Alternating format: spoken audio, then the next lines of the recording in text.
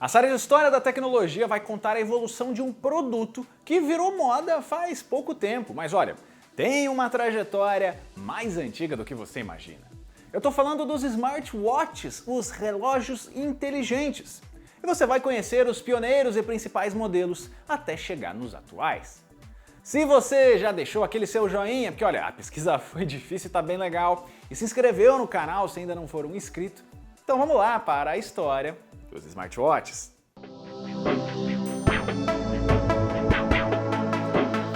A nossa história precisa começar com o conceito. Afinal, o que um relógio de pulso precisa ter para ser considerado um smartwatch, um relógio inteligente? Bom, no começo, antes desse nome ser usado, o modelo já era considerado moderno, meio diferentão se ele tivesse funções que iam além do básico, que são exibir as horas, ou então colocar um alarme, conectar com outros dispositivos. Por isso, os primeiros modelos que a gente vai listar aqui estão longe de serem aqueles computadores de pulso como os de hoje, com aplicativos, sistemas operacionais e tal, mas tinham alguma forma de ligação com outros eletrônicos e até funções de aparelhos como assistentes pessoais digitais ou telefones. O personagem Dick Tracy, o detetive que nasceu nos quadrinhos, teve uma adaptação para os cinemas, foi talvez o primeiro grande incentivador do pensamento popular sobre essas tecnologias em relógios de pulso. Ele usava lá um modelo fictício que fazia chamadas telefônicas. Mas a nossa primeira parada é em 1970. Esse é o ano em que a Hamilton Watch Company lança um modelo chamado Pulsar, um relógio de pulso de ouro 18 quilates na composição do corpo.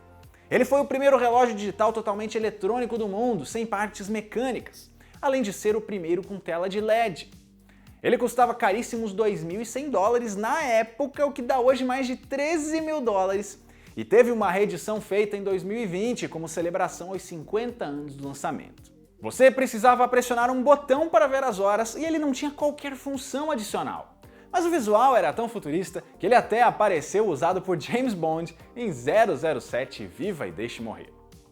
Já em 1977, a HP lançou o HP-01, considerado o primeiro relógio de pulso com calculadora do mundo, também com tela LED e suporte para 7 dígitos.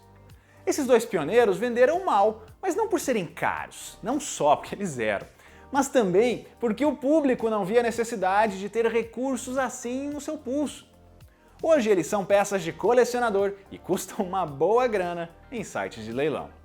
Já na década de 1980, quem dominou esse setor foram as fabricantes japonesas. A gente já contou aqui a história da Casio, que é essencial para o segmento de relógios de pulso e de calculadoras, mas ela não foi a única que fez experimentos com novas tecnologias. Outra fabricante envolvida nessa história é a Seiko, que comprou a marca Pulsar da Hamilton e passou a desenvolver ela mesma uma série de dispositivos bem experimentais, um mais ousado que o outro. Um deles é o Seiko TV Watch, de 1982. Como o nome dele já indica, parte do display era uma telinha LCD que exibia vídeos, emitidos por um receptor que precisava ficar no bolso do usuário e era conectado por um fio. Consumia bateria para burro e a qualidade da imagem nem era tão boa. Mas ele também apareceu num filme do 007, pelo ar super tecnológico.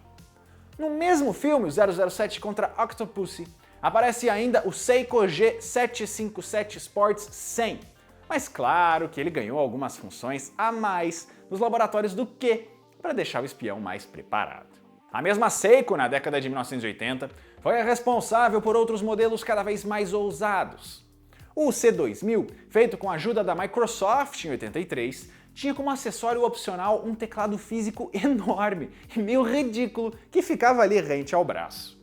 Tinha ainda um dock para usar ele numa mesa, com algumas funções bem básicas de calculadora e até joguinhos. Já o RC1000 foi o primeiro dele que tinha uma interface mais baseada em computador, inclusive sendo pareado com modelos da época como o Apple II, o Commodore 64 e o IBM PC. Teve ainda o RC20 Wrist Computer, tentando fazer o nome computador de pulso pegar, lançado quando o conglomerado já se chamava Seiko Epson, pois é Epson, aquela das impressoras e com tela sensível ao toque. A britânica Sinclair, aquela dos computadores da linha ZX, chegou a lançar um protótipo chamado Sinclair FM Wristwatch Radio em 85, com rádio FM embutido, mas ele nunca chegou a ser vendido. As marcas japonesas, não adianta, eram mesmo as especialistas nesse começo.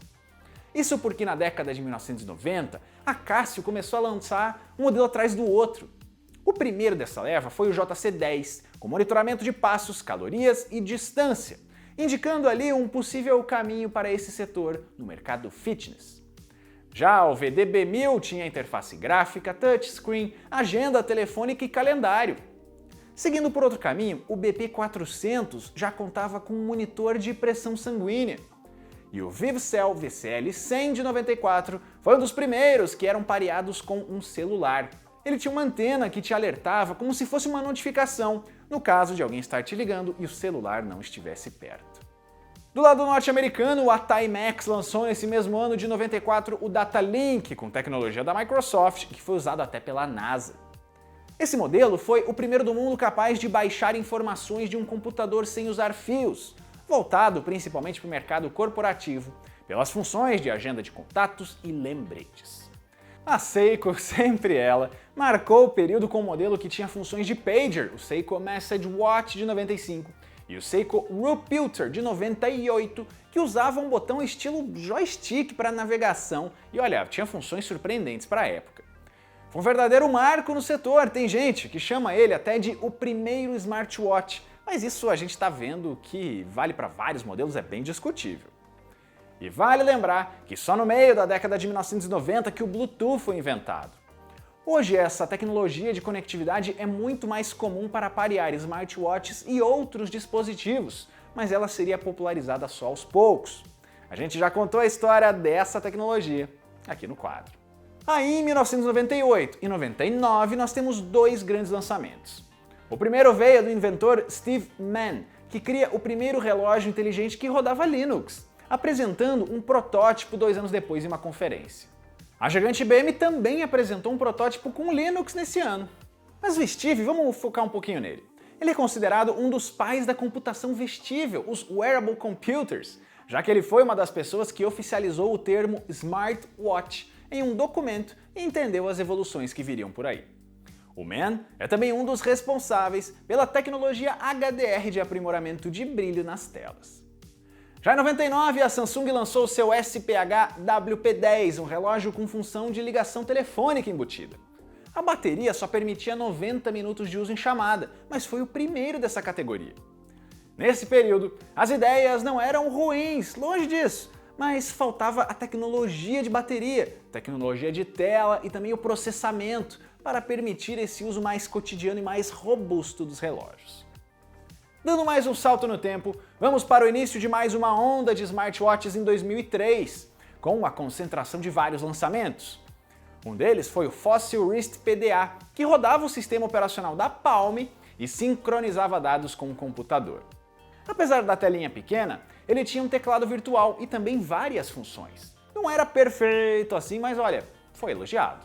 Na linha Fit, a primeira leva da família Garmin Forerunner também saiu, com GPS integrado, impermeabilidade e até um software de ajuste de treinos.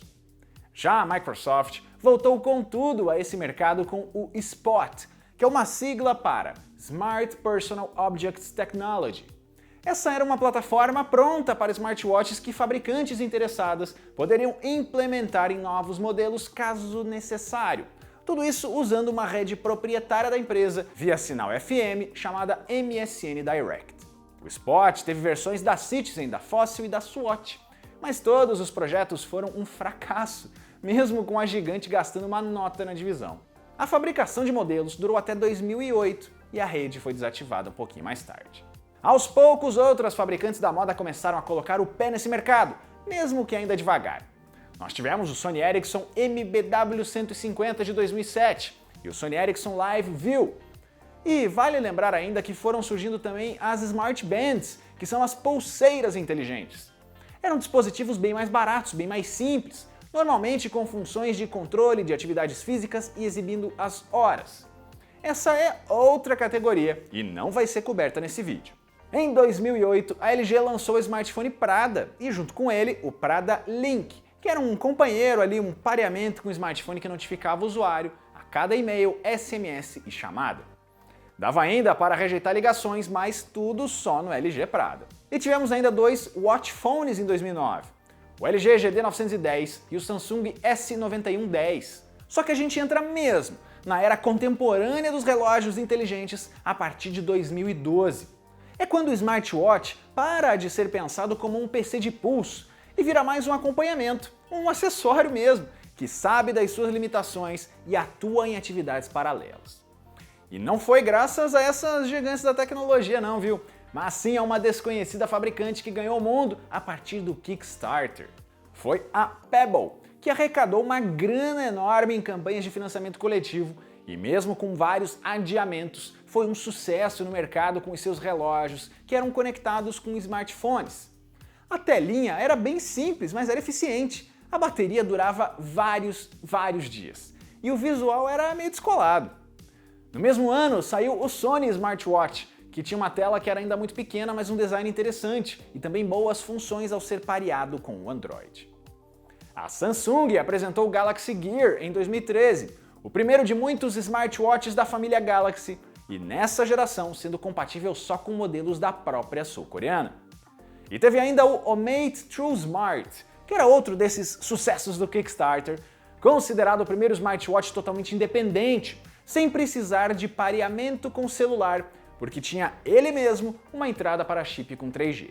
E mais ou menos nesse período, teve o que eu considero o mais bonito dessa primeira geração, o Moto 360 com visual circular e que lembrava mais um relógio analógico de pulso.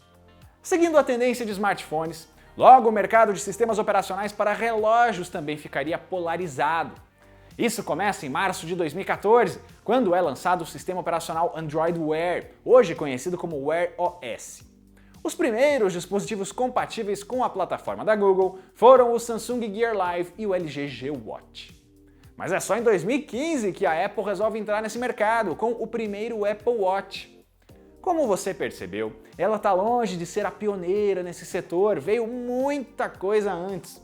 Mas assim como no caso dos tablets e do iPad, dos players de música com iPod e até os smartphones com iPhone, ela foi capaz de dominar o mercado e virar a referência, disparando para as primeiras colocações do setor e vendendo mais relógios, até mesmo que as fabricantes super tradicionais de modelos analógicos. Agora que a gente chegou nesse período, nós não vamos detalhar aqui todas as gerações do Apple Watch, isso é assunto para outro vídeo. Mas tem que elogiar o esquema da coroa na lateral que facilita a navegação, as faces que personalizam o modo de ver as horas e constantes evoluções. O Apple Watch já salvou a vida de muita gente, por causa dos sensores de queda e o medidor de frequência cardíaca, e é cada vez mais um ótimo companheiro para quem precisa monitorar a saúde constantemente. É claro que ela não está sozinha nesse mercado hoje, vamos citar mais por aqui. Marcas como a Garmin e a Fitbit se especializaram no segmento esportivo, enquanto Montblanc e Tag Heuer evoluíram para o digital no mercado de luxo. Xiaomi, Huawei, Amazfit, Oppo, agora a OnePlus e muitas outras, chinesas ou não, oferecem produtos de cada vez maior qualidade a preços cada vez menores. A Casio segue no páreo, assim como a Samsung.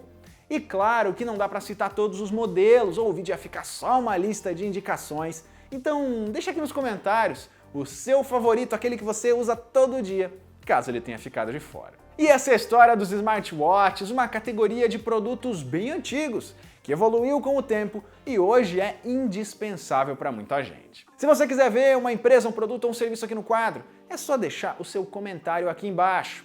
Lembrando que esse é apenas um resumo, é só um recorte, muita coisa pode ter ficado de fora, muita coisa ficou de fora, então vamos conversar aqui embaixo com a educação também. As fontes usadas na pesquisa estão listadas aqui na descrição.